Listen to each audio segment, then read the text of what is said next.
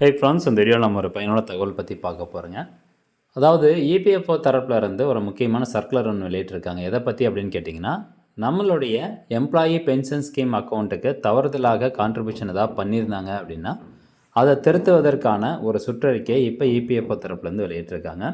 So அந்த சுற்றறிக்கையில் என்ன சொல்லியிருக்காங்க அப்படிங்கிற முழு விவரம் தான் இந்த வீடியோவில் பார்க்க போகிறோம். ஏன்னா ஏற்கனவே நிறைய பேர் நம்ம சேனலில் கேட்டிருந்தீங்க, இந்த மாதிரி எனக்கு வரக்கூடிய அந்த பென்ஷன் கான்ட்ரிபியூஷன் அமௌண்ட் ஆனது அதிகமாக இருக்குது, அல்லது டிக்ளேர்டு பர்சன்டேஜ் விட கம்மியாக இருக்குது, இது வந்து சரி பண்ணுவாங்களா, அல்லது பென்ஷன் சர்வீஸ் எனக்கு காமிக்கவே இல்லை அப்படின்னு நிறைய பேர் வந்து கேட்டிருந்தீங்க இல்லையா. ஸோ அதுக்கேற்ற மாதிரி இப்போது ஒரு சர்க்குலர் ஒன்று வெளியிடப்பட்டிருக்குது. இந்த சர்க்குலர் தான் அது.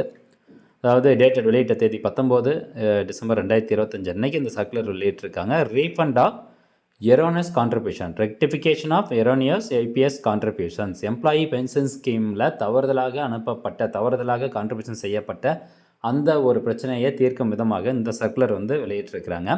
இது எய்தர் அன்எக்ஸம்ப்டட் எம்ப்ளாயராக இருக்கலாம், அல்லது எக்ஸம்ப்டட் எம்ப்ளாய்மெண்ட்டாக இருக்கலாம்.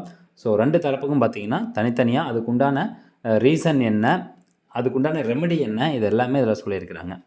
ஸோ பொறுமையாக பார்க்கலாம். ஸோ சினாரியோ 1 என்ன சொல்லுது அப்படின்னா, erroneous allowing of EPS membership for ineligible members. இது மோஸ்ட்லி யாருக்கு அப்ளிகபிள் ஆகும் அப்படிங்கிறத சொல்லிடுறேன். இப்போ வந்து ரிட்டைர்மெண்ட் ஆகியிருப்பாங்க. ரிட்டைர்மெண்ட் ஆனதுக்கப்புறமா ஒரு கம்பெனியில் போய் ஒர்க் பண்ணிகிட்டு இருப்பாங்க. ஸோ அவங்களுக்கு வந்து pension இபிஎஸ்சில் contribution செலுத்தக்கூடாது.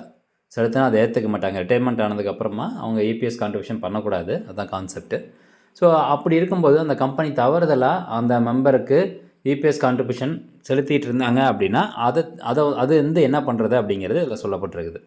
So ineligible members, அவங்க ஒரு எம்ப்ளாயி இபிஎஸ் கான்ட்ரிபியூஷனுக்கு இன்எலிஜிபிள், பட் இருந்தாலும் இபிஎஸ் கான்ட்ரிபியூஷன் அவருடைய அக்கௌண்ட்டில் நடந்திருக்கு அப்படின்னா அதுக்கு உண்டான ரெமெடி என்ன அப்படின்னு சொல்கிறாங்க. ஃபஸ்ட்டு எஸ்டாப்ளிஷ்மெண்ட் டைப்பில் ரெண்டு இருக்குது. ஒன்று எக்ஸம்ப்டட், இன்னொன்று அன்எக்ஸம்ப்டட்.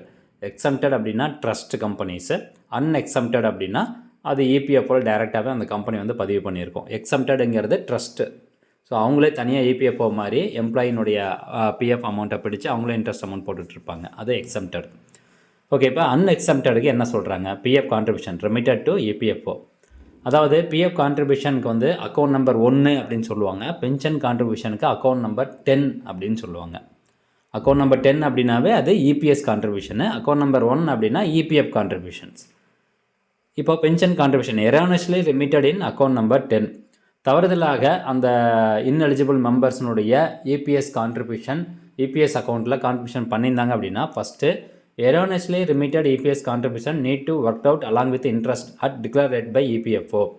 ஸோ எவ்வளோ தொகை வந்து அந்த நபர்னுடைய பென்ஷன் கான்ட்ரிபியூஷனில் செலுத்தியிருக்காங்களோ அந்த தொகையை கால்குலேட் பண்ணிவிட்டு அந்த தொகைக்கான இன்ட்ரெஸ்ட் அமௌண்ட் என்ன அப்படிங்கிறத வந்து இபிஎஃப்ஓனுடைய இன்ட்ரெஸ்ட் ரேட் என்ன அப்படிங்கிறத வச்சு கால்குலேட் பண்ணிடணும். கால்குலேட் பண்ணிவிட்டு இந்த தவறுதலாக செலுத்தினாங்க பார்த்தீங்களா, அக்கௌண்ட் நம்பர் 10 இது இபிஎஸ் அக்கௌண்ட்டு.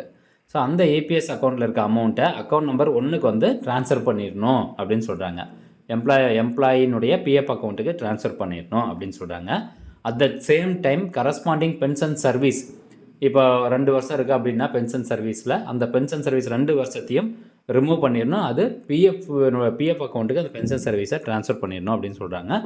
ஸோ இது வந்து ஃபிசிக்கலாக வித்தின் இபிஎஃப்ஓக்குள்ளாரையே இதை வந்து வேலிடேட் பண்ணிவிட்டு இபிஎஃப்ஓக்குள்ளாரே ட்ரான்ஸ்ஃபர் பண்ணணும். ரெண்டாவதாக எக்ஸம்ப்டட் ஆர்கனைசேஷனாக இருந்துச்சு அப்படிங்கிற பட்சத்தில் இங்கே எப்படி வந்து தவறுதலாக இபிஎஸ்சில் செலுத்தப்பட்ட அந்த தொகையை அக்கௌண்ட் நம்பர் 10லேருந்து அக்கௌண்ட் நம்பர் 1க்கு வந்து ட்ரான்ஸ்ஃபர் பண்ணுறாங்களோ, இந்த ரெண்டாவது எக்ஸம்ப்டட் கேசஸில் வந்து அந்த தவறுதலாக செலுத்தப்பட்ட அந்த இபிஎஸ் தொகையான அந்த அக்கௌண்ட் நம்பர் 10லேருந்து டைரெக்டாக ட்ரஸ்ட்டுக்கு வந்து மாற்றிடணும், எம்ப்ளாயினுடைய ட்ரஸ்ட் அக்கௌண்ட்டுக்கு ட்ரான்ஸ்ஃபர் பண்ணணும் அப்படின்னு சொல்கிறாங்க. ஸோ அவ்வளோதான்.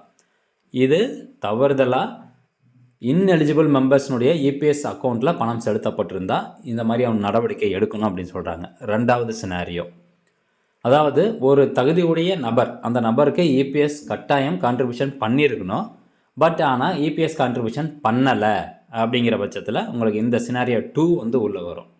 ஸோ இது யாருக்கெல்லாம் எலிஜிபிள்னா, இது நிறைய பேருக்கு வந்து எலிஜிபிள். நிறைய பேர் நம்மகிட்ட சந்தேகம் கேட்டிருந்தாங்க. அதாவது எனக்கு மாதம் பிஎஃப் அமௌண்ட் பிடிச்சிட்டு தான் இருக்கிறாங்க, ஆனால் ஒரு சில மாதம் மட்டும் பார்த்தீங்கன்னா எனக்கு இபிஎஃப்பில் அமௌண்ட் செலுத்தியிருக்காங்க, பட் இபிஎஸ் அந்த லாஸ்ட் காலம் பாஸ்புக்கில் லாஸ்ட் காலமில் பார்த்தீங்கன்னா எனக்கு வந்து 0 இருக்குது. ஒரு சில மாதம் மட்டும் எனக்கு இபிஎஸ்சில் கான்ட்ரிபியூஷன் பண்ணலை, இது எதனாலன்னு தெரியல அப்படின்னு சொல்லி கேட்டிருந்தாங்க. ஸோ அதெல்லாம் வந்து தவறுதலாக அவங்க பண்ணியிருக்கிறாங்க. அந்த மாதிரி தவறு நடக்கும் பட்சத்தில் அதை வந்து திருத்த சொல்கிறாங்க. அதுதான் வந்து சினாரியோ 2ல் வந்து சொல்லப்படுது. இப்போ இங்கே பாருங்கள், unexempted remitted to EPF account number 1 erroneously remitted in account number 1 instead of account number 10. அதான் அவங்க என்ன பண்ணியிருப்பாங்கன்னா, இபிஎஸ்சில் கொண்டு போய் பணத்தை போகிறதுக்கு பதிலாக இபிஎஃப் அக்கௌண்ட்லேயே பணத்தை செலுத்தியிருப்பாங்க. அதை தான் சொல்ல வராங்க. தவறுதலாக அக்கௌண்ட் நம்பர் 10க்கு செலுத்த வேண்டியதுக்கு பதிலாக அக்கௌண்ட் நம்பர் 1ல் செலுத்தப்பட்டிருந்ததுன்னா அதுக்கான ஆக்ஷன் என்ன எடுக்கணும் அப்படின்னு பாருங்கள். Due EPS contribution need to work out along with interest. அதாவது எவ்வளோ அந்த நபருக்கு இபிஎஸ் அமௌண்ட்டு பங்களிப்பு வந்து செலுத்தணுமோ அந்த அமௌண்ட்டை கால்குலேட் பண்ணி இபிஎஃப்ஓ தரப்புலேருந்து எவ்வளோ இன்ட்ரெஸ்ட் ரேட் வந்து டிக்ளேர் பண்ணியிருந்தாங்களோ அதுபடி கால்குலேட் பண்ணி அந்த அமௌண்ட்டை அக்கௌண்ட் நம்பர் 1ல் இருந்து அக்கௌண்ட் நம்பர் 10க்கு ட்ரான்ஸ்ஃபர் பண்ணணும் அப்படின்னு சொல்கிறாங்க. அதே மாதிரி அந்த எம்ப்ளாயினுடைய சர்வீஸ் பீரியடும் பார்த்தீங்கன்னா உங்களுக்கு இபிஎஸ்க்கு ட்ரான்ஸ்ஃபர் பண்ணணும் அப்படிங்கிறது இது சொல்லப்படுது. ஸோ அன்எக்ஸம்டட் எம்ப்ளாய்மெண்ட்டில் நீங்கள் ஒர்க் பண்ணியிருந்தீங்க அப்படின்னா அது இபிஎஃப்ஓவை பார்த்துக்கும். இது எக்ஸம்டட் எம்ப்ளாயராக இருந்தாங்க அப்படிங்கிற பட்சத்தில் அவங்க அந்த இபிஎஸ் அமௌண்ட் எவ்வளோ ஷேரோ அதை கால்குலேட் பண்ணிவிட்டு ட்ரஸ்ட்டினுடைய அக்கௌண்ட்டில் மீன்ஸ் ட்ரஸ்ட்டினுடைய பிஎஃப் அக்கௌண்ட்டில் இருந்து இபிஎஸ் அக்கௌண்ட்டு இபிஎஃப்னுடைய இபிஎஸ் அக்கௌண்ட்டுக்கு அவங்க ட்ரான்ஸ்ஃபர் பண்ணணும் அப்படின்னு சொல்கிறாங்க. அட் த சேம் டைம் எவ்வளோ சர்வீஸ் இயர்ஸோ பென்ஷன் சர்வீஸ் இயர்ஸையும் சேம் டைம் வந்து ட்ரான்ஸ்ஃபர் பண்ணிடணும். இது வந்து ட்ரஸ்ட்டு டு இபிஎஃப்ஓக்கு ட்ரான்ஸ்ஃபர் பண்ணணும் அப்படிங்கிறது சொல்லப்படுது. ஸோ அதனால் எல்லாருமே உங்களுடைய பாஸ்புக் வந்து செக் பண்ணி பார்த்துக்கோங்க. உங்களுக்கு பிஎஃப்பில் அந்த மாதம் கான்ட்ரிபியூஷன் காமிச்சிச்சு அப்படின்னா அட் த சேம் டைம் உங்களுடைய லாஸ்ட் காலம் பென்ஷன் கான்ட்ரிபியூஷன் இருக்குது பார்த்தீங்களா, ஸோ அதுலேயும் உங்களுக்கு கான்ட்ரிபியூஷன் காமிக்கணும். அதே மாதிரி பர்சன்டேஜ் ஆஃப் த கால்குலேஷனும் வந்து சேமாக இருக்கணும். அதையும் வந்து என்ஷூர் பண்ணிக்கோங்க. பிஎஃப்பில் மட்டும் காசு போட்டு பென்ஷனில் கான்ட்ரிபியூஷன் போடாமல் இருந்தாங்கன்னா உங்களுக்கான அந்த இபிஎஸ் பென்ஷன் சர்வீஸ் இயர்ஸ் வந்து ஆட் ஆகாது. ஃபைனலாக நீங்கள் ரிட்டைர்மெண்ட் ஆனதுக்கப்புறம் உங்களுக்கு கிடைக்கக்கூடிய அந்த பென்ஷன் தொகையானது கம்மியாக தான் கிடைக்கும். அதனால் இது வந்து கிராஸ் வெரிஃபை பண்ணிக்கோங்க அப்படிங்கிறதுக்காக இந்த வீடியோ வந்து மேக் பண்ணியிருக்கேன். இது ரொம்ப நாளாக இருந்த ஒரு சந்தேகம் தான். அதுக்கு இப்போ தான் தீர்வு காட்டும் விதமாக சர்க்குலர் ஒன்று வெளியிட்டிருக்காங்க.